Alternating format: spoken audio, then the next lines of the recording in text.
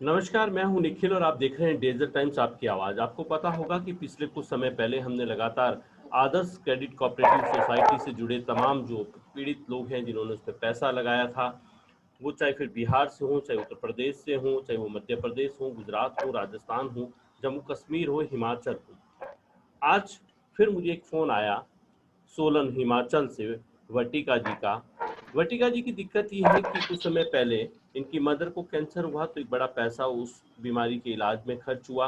कुछ पैसा इनके पास जमा था जो उन्होंने पोस्ट ऑफिस में जमा कराया था, लेकिन जब वो पोस्ट ऑफिस में मैच्योर हुआ तो वहाँ की एक एजेंट के जरिए वो पैसा आदर्श क्रेडिट कोऑपरेटिव सोसाइटी में इन्वेस्ट कर दिया। अब लगातार वो आदर्श क्रेडिट कोऑपरेटिव सोसाइटी क्यों लेकर परेशान हैं। वो पुलिस थाने में भी गई कंप्लेन करने, लेकिन उनकी कंप्लेन पर भी कोई काम नहीं हुआ। इधर राजस्थान में आदर्श क्रेडिट कोऑपरेटिव सोसाइटी से जुड़े तमाम संचालक और उनके सदस्य मंडल जो भी हैं वो सभी जेल में हैं। कई जांच एजेंसियां हैं जिसमें एसओजी है, ईडी है, इनकम टैक्स है, पुलिस है, वो अपनी कार्रवाई कर रही हैं। जिन लोगों का पैसा है वो अब परेशान हैं। लंबे समय से उनको ये इंतजार है कि अब तो उनको बिल्कुल ये एक डाउट होने लगा है कि जो पैसा उन्होंने इन्वेस्ट किया वो पैसा उनको मिलेगा या नहीं। इस वक्त हमारे साथ सोलन से वर्टिका जी हैं और मैं चाहता हूं कि वर्टिका जी नमस्कार, स्वागत है आपका। नमस्कार सर। जी, आपने अभी जब मुझे फ़ोन किया और आप अपनी पीड़ा बता रही थी कि आपका तकरीबन 7 से 8 लाख रुपया आपने आदर्श क्रेडिट कोऑपरेटिव सोसाइटी में इन्वेस्ट किया है। आप बताएंगे कि हाँ आपका जी पैसा आपने कैसे इन्वेस्ट कर दिया, किस तरह से आप आदर्श क्रेडिट कोऑपरेटिव सोसाइटी तक पहुंची? सर, यहाँ कसौली में एक एजेंट है अनिता अग्रवाल। वो 22 साल से यहाँ पोस्ट ऑफिस की एजेंट रह चुकी है। हमने सर उसके पास जो है आरडियां खुलवाई थी अपनी आपकी पोस्ट ऑफिस की। आपका माइक पास लीजिए जरा, आपकी आवाज़ साफ नहीं आ रही।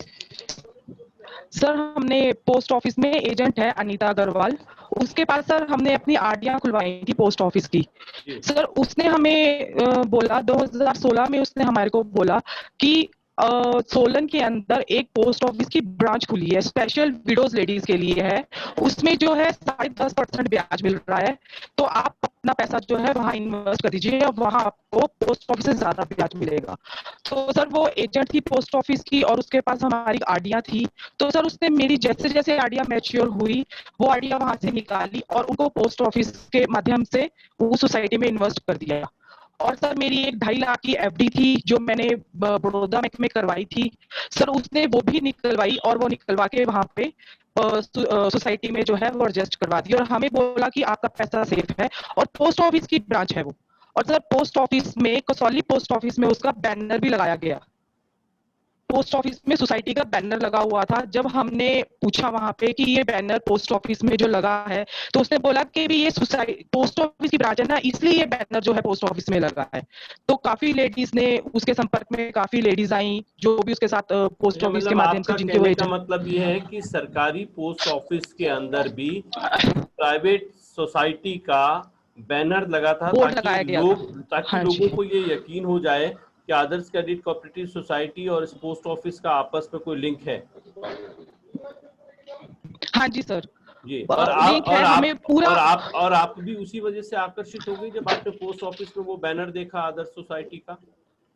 सर मैं भी और भी मेरे साथ के जो साथी हैं जो पोस्ट ऑफिस में सोसाइटी में पोस्ट ऑफिस में जो एजेंट के जरिए अपनी आरडियां करवा रहे थे, उन्होंने भी यही देख के भरोसा कर लिया कि ये जो है ये पोस्ट ऑफिस की ही कोई ब्रांच है जिसमें ये पैसा हमारा इन्वेस्ट कर रही है।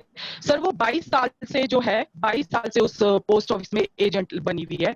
तो हमने जब उसको उसने हमसे सर इस मेरे से उसने इस 2020 7 मार्च तक पैसा जो है लिया पोस्ट ऑफिस के माध्यम से। सर मैं उसको पैसा दे रही थी और वो मेरा पैसा वहाँ इन्वेस्ट कर रही थी और जब मैं उससे अपनी कॉपियां कागज मांगती थी तो सर वो मुझे मना कर देती थी कि भी क्या जरूरत है, मेरे पास पड़ा है, सेफ है, जब भी आपको जरूरत पड़ेगी मैं आपको दूंगी। सर तो मैंने भी इतना उस पर भरोसा किया। मैंने कहा 22 साल से है, एजेंट है यहाँ की।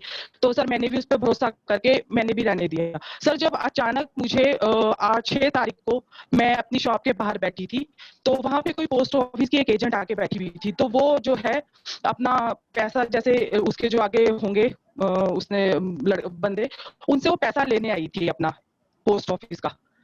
तो सर मैंने जब उसको ऐसे पूछा, मैंने कहा मुझे भी MIS का प्लान करवाना है पोस्ट ऑफिस में, तो मैं उसने बोला कि लाओ पेमेंट लाओ, मैं कर देती हूँ। मैंने कहा नहीं, मेरा अनीता अग्रवाल के पास पोस्ट ऑफिस में एजेंट में जो है उसके पास पैसा है, उसने सोलन में पोस्ट ऑफिस की कोई ब्रांच में हमारा पैसा लगाया हुआ है, मैं उससे वो पैसा अपना लेके फिर पोस्ट ऑफिस में लगाऊंगी, मैंने वहां से पैसा अपना ले लेना है। तो सर उसने फिर अचानक उसने बोला कि पोस्ट सोलन में तो कोई ऐसा पोस्ट ऑफिस नहीं खुला हुआ है। तो मैंने कहा नहीं, उसने बोला है कि स्पेशल लेडीज के लिए है वो। तो जब उसने बोला स्पेशल लेडीज के लिए पोस्ट ऑफिस के अलावा और कोई पोस्ट ऑफिस की ब्रांच जो है वो सोलन में नहीं खुली है, तो सर उसने मुझे आइडिया दिया कि वो लेडी जो है एक सोसाइटी के एजेंट बनी हुई है, आदर्श सोसाइटी की एजेंट बनी हुई है, और वो सोसाइटी बंद हो चुकी है काफी टाइम से। तो सर मैं एकदम शॉक हो गई, मैंने बोला नहीं ऐसा नहीं हो सकता। बोले हाँ। तो जैसे ही सर मैं अनीता अग्रवाल के पास गई, मैंने उसको बोला कि आंटी आप मेरा पैसा वापस करो, मेरे कागज कॉपियां दो पोस्ट ऑफिस की। तो सर वो एकदम से शॉक हो गई, उसने बोला, कहती नहीं क्या करनी है तुमने, मेरे पास है तुम्हारा पैसा पड़ा हुआ। मैंने कहा नहीं आंटी, आप मेरी कागज कॉपियां दो पोस्ट ऑफिस की, मैं देखना चाहती हूँ मेरा पैसा कहाँ है। तो उसने मना कर दिया कि अभी मेरे पास कोई कागज कोई कॉपी नहीं है, वो सोलन में पड़ी है। तो मैंने कहा आंटी आप प्लीज मेरा पैसा मुझे दो, मुझे दिखाओ, मेरे को आप पे शक हो रहा है।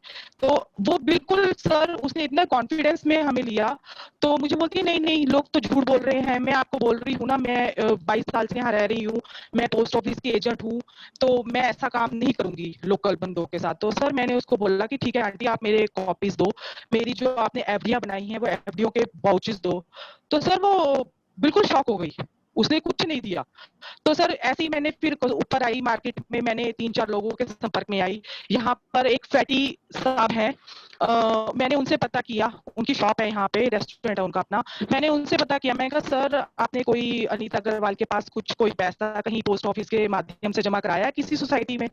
तो उसने बोला हाँ, कि मेरा 11 लाख रुपया है, और उस लेडी ने मेरे साथ फ्रॉड किया, मेरी वाइफ से घर में आके मेरी एफडियां तुड़वाई, मेरे बैंक बैलेंस निकलवाए, और मेरे से बिना पूछे मेरी वाइफ को अपने वर्टिका जी कॉन्फिडेंस एक में मिनट, लेके वो। वर्टिका जी आपको एक मिनट रोकूंगा। ये सारी जब आपको जानकारी होगी उसके बाद आपने पोस्ट ऑफिस में जाकर ये पूछा कि इस सोसाइटी का जिसका बैनर आपके यहाँ लगा था, अब पोस्ट ऑफिस के कोई जी सर। अधिकारी आपको जवाब दे रहे हैं कुछ?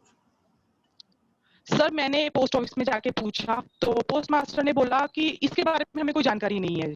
तो मैंने कहा नहीं, मैंने कहा बैनर लगा था, लोग बोल रहे हैं, मैंने भी देखा बैनर लगा हुआ। और बोलते नहीं ऐसा कुछ नहीं है, कहते लगा जाते हैं एजेंट मशहूरी के लिए, मशहूरी के लिए लगाते हैं एजेंट। तो मैंने कहा सर ऐसे कैसे मशहूरी के लिए, आप सरकारी में प्राइवेट का आप कैसे ट्राइज कर रहे हैं? तो उन्होंने बोला नहीं लगा जाते हैं एजेंट। फिर सर मैंने उसकी जो लाइसेंस पोस्ट उसका लाइसेंस रद्द करने के लिए मैंने शिमला में लेटर डाला, जो शिमला से सोलन आया, सोलन से वो परमाणु गया, जो परमाणु से इंस्पेक्टर आए। मैंने उनके सामने भी अपनी ये बात रखी कि आपने कैसे अथराइज कर दिया सरकारी ऑफिस में एक प्राइवेट सोसाइटी का बैनर लगाना? तो उन्होंने बोला कि लगा सकते हैं, जहां लोकल बंदे खड़े होते हैं, कहते वहां ये बैनर लगा सकते हैं, इसके कुछ पैसे देने पड़ते हैं पोस्ट ऑफिस में, लगा सकते हैं, अथराइज है उनको लगाना। तो वो एक तरह का विज्ञापन था जो पैसा देके लगाया गया वो। जी। और जब ये सोसाइटी का जब मुझे इस सोसाइटी के बारे में पता चला और मैंने 2-4 लोगों से पूछा, मुझे संपर्क में आए मेरे लोग कि हाँ उसने हमारा 4 लाख रुपया ले लिया है, उसने हमारा 11 लाख रुपया ले लिया है सर, आपने उसने मतलब पुलिस इस आप तरीके से। पुलिस आपने पुलिस में कंप्लेन करा है? सर मैंने पुलिस में कंप्लेन करी थी, मैंने एप्लीकेशन भी दी, तो मुझे वहां पुलिस अधिकारी ने बोला कि आपकी इस एप्लीकेशन के ऊपर कोई एफआईआर नहीं कर सकती, फिर भी हम देखेंगे। तो सर फिर मैंने सीएम हेल्पलाइन पे 1100 नंबर पे कंप्लेन दर्ज करवाई। वहां से मेरी कंप्लेन जो है वो एसपी लेवल पे जब गई है, तो वहां मेरी एफआईआर कट गई, 13 अप्रैल को मेरी एफआईआर कट गई। पर एफआईआर कटने के बाद सर उस लेडी के ऊपर कोई एक्शन नहीं हुआ। मैंने 3 बार अपनी कंप्लेन दर्ज करवाई सीएम हेल्पलाइन में, ये बोल के कि मेरा सोसाइटी से कोई लेना देना नहीं है, मेरे साथ फ्रॉड अनीता अग्रवाल ने किया है पोस्ट ऑफिस के माध्यम से। पर मेरी कोई सुनवाई नहीं है, मेरा आईजी लेवल तक, शिमला तक मेरी कंप्लेन जाकर वहां से बंद हो चुकी है, ये बोल के कि ये जो महिला है ये बार बार एक ही बात पे कंप्लेन कर रही है, और वो सोसाइटी जो है राजस्थान में है, उसका हेड ऑफिस, जब वो हेड ऑफिस खुलेगा वहां से हमें जब कोई प्रूफ मिलेगा तब हम इस पे इंक्वायरी कर सकते हैं, अदरवाइज हम महिला के कहने पे आके उस लेडी को गिरफ्तार नहीं कर सकते, उसके खिलाफ कोई एक्शन नहीं ले सकते, उससे कुछ मतलब कोई हानि नहीं पहुंचा सकते। और पुलिस वालों ने मुझे ये बोला कि आप इसके कॉन्टेक्ट में नहीं जाएंगी, अगर इस लेडी ने कुछ कर लिया तो आप पे सारी प्रॉब्लम आ जाएगी। और सर अगर मैंने कुछ कर लिया तो किस पे आएगी? सरकार लेगी मेरा जिम्मा, या वो लेडी लेगी, या एसपी सर लेंगे, या पुलिस स्टेशन वाले लेंगे इस पे जिम्मा? जब मैं बार बार बोल रही हूँ, मैं एक विडो लेडी हूँ, मेरा सारा पैसा इस लेडी ने पोस्ट ऑफिस के माध्यम से कितना उस सोसाइटी पैसा में आपका जमा करा दिया कितना है। पैसा आपका लगा वर्टिका जी में, आदर्श सोसाइटी में? सर सर मेरा पूरा 6 लाख रुपया है, और अगर इंटरेस्ट जोड़ा जाए तो 6 लाख से ऊपर बनता है सर।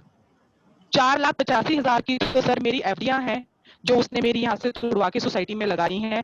और सर उसने क्या फ्रॉड किया मेरे साथ, 3,000 रुपया महीना सर वो मेरे से पोस्ट ऑफिस का आरडी का ले रही थी, जिसमें से सर उसने एक 1,500 रुपए की मेरी आरडी एक खुलवाई, 500 की एक आरडी खुलवाई, और 500 रुपए की एक सेविंग, और एक 500 की आरडी उस सोसाइटी में मेरे से बिना पूछे वहां पे खुलवा दी। मुझे उस 500 की आरडी के बारे में कोई जानकारी नहीं है, और मेरे से वो सर रोज का 100 रुपया पर डे ले रही थी, जिसका उसने मुझे बोला कि आप साल का मेरे को रोज का हर महीने पर डे 100 रुपया दो, जिसका साल का आपको 40,000 रुपया मिलेगा, उसकी मैं आपकी बेटी के नाम पे एफडी करा दूंगी, ताकि आपकी बेटी के आगे काम आ सके भविष्य में। और सर वो पैसा उसकी उसने मुझे कोई कॉपी नहीं दी सर, उसका कुछ नहीं दिया। जिस टाइम पुलिस की रेड पड़ी है सर उसके घर में, उस टाइम उसने 20 औरतों के सामने वो कॉपी अपने हाथों से बना के स्टेपलर करके दी, जो कि मैंने पोस्ट ऑफिस की कॉपी, सॉरी थाने में वो कॉपी दी है, और पुलिस विभाग को बोला कि सर ये कॉपी इसने मेरे सामने बनाई है। 6 को खोली है सर उसने कॉपी, 10 को खोली है सर उसने, 10 मार्च को कॉपी खोली और 6 मार्च को बंद कर रही है। सर मैंने बोला देखो ये फ्रॉड इसने मेरे साथ किया है, आप इसको इस कॉपी के जरिए आप इसको ब्लॉक पूछताछ करो। उन्होंने बोला कि मैडम हमारे पास हम इसको नहीं बुला सकते, क्योंकि हमारे पास कोई रिकॉर्ड नहीं है इसके बारे में।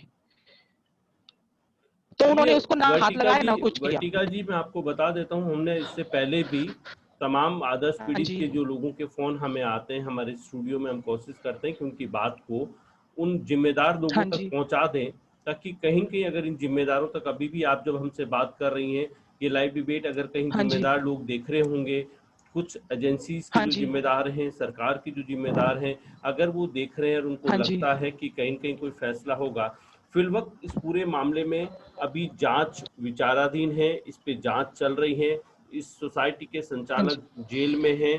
आप जैसे और भी हाँ जी, तकरीबन बताते हैं हाँ कि जी, 21 लाख लोग हैं पूरे भारत में जो हाँ जी, पीड़ित हैं इस आदर्श क्रेडिट कोऑपरेटिव सोसाइटी और इस तरह की जो अन्य क्रेडिट कोऑपरेटिव सोसाइटीज हैं जिनमें लोगों ने पैसा हाँ लगाया जी, था। हम आपकी हाँ बात जी, को, जो आपने कहा है, आपकी ये बात जिम्मेदारों तक पहुंचाने की हम अपनी तरफ से पूरी कोशिश करेंगे, लेकिन ये बात अब जांच के बाद ही क्लियर हो पाएगी कि जब ये संचालक जो जेलों में हैं, अगर वो जेल से बाहर आते हैं तो आप निवेशकों का पैसा वो कैसे देंगे, या सरकार किस तरह से व्यवस्था करती है आप लोगों को आपका पैसा दिलाने के लिए। हम आपकी आवाज को एक मंच देने का जरूर काम कर सकते हैं, और वो मंच देने का हाँ काम जी। हम लोग कर भी रहे हैं। हमसे जुड़ने के लिए आपका बहुत बहुत धन्यवाद वर्टिका जी। हम आपकी बात को जिम्मेदारों तक पहुंचाने का पूरी कोशिश करेंगे। धन्यवाद। ओके सर, धन्यवाद।